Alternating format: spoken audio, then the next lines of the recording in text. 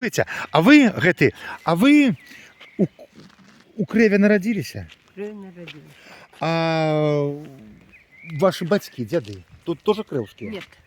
А адкуль? Мама моя с Калужской области. З России. Да. Во время войны их вывезли в Валитус, в лагерь. Яны былі военнопалонныя? Не, ну да. Як немец падыходзіў до Москвы, вот тады их усіх у эшелон и на Литус. А сколько часу они там побыли, бо мама до 42-го года, по-моему, медсестралка еще была там, у России. Ну, А як з Алітуса мама трапила сюди? А за Литусом, ну, когда наши освобождали Белоруссию, вот у нас Крэва считается 7 июля, день освобождения. Ну, а фактически Беларусь 3 июля Минск освобожденный был. Ну, считается, что уже Беларусь 3 июля освобождена.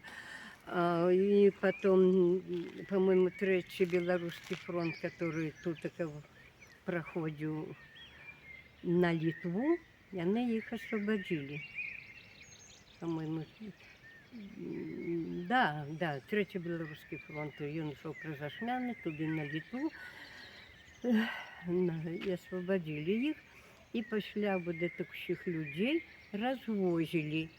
И вот мама, ейна сестра з 4 хлопчиками, бо один, як был там у лагере, есть захотел, перелез и пошел просить дека поесть. А тут зараз их и освободили. Их тогда привезли сюда на ЖД вокзал у Сморгоне, а у мамы на руках были старые бачки, а дали загад по сельсоветах вот этих всех разбирать людей. Их привезли у Крэва, и мама с бачками поселилась тут в одной хате, дали притулок, и мамина сестра с детьми. Пошла, през который час мамина сестра на родину поехала, потому что она тогда, ну, уже замужняя была, дети были, мама наша еще одна. Уже мы пошли тут по Раздижище, и мама никуда не поехала, осталась тут с бачками, а мамина сестра писала письмо, что вот тяжко было проживать, добре, что ты не поехала. Вот. Ну и мы тут родились, тут мамины бачки. Так, а вы тут родились, а мама другий раз вышла замуж? Не, мама тогда не была замужем, я сюда приехала. Пошла уже. А, мама не была замужем, Нет. она еще не была. Нет. А тут нашла себе человека? Да, и мы породились, и еще. А человек был тутейший? Да, мы теперь тут одни. Я уже одна оставшаяся. Нема нікого з моєї сім'ї. А як мамі було прозвище з Росії?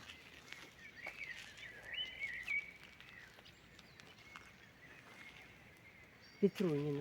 Петруніна. Бо нічого не скажу. А як батьки було прозвище? Не буду говорити. Що? Ну, тутейший чоловік. Да, тутейший. Я не буду волноваться. Подвалы были. Но сверху было жилое сооружение. А это считалось оборонительное сооружение. Тут нема ничего. Оборонительное сооружение. Там, на тым, не на этом углу, на тым. Вы не ходили туда? Я? Ходил. Там я бываю тут праз день. Живу недалеко тут.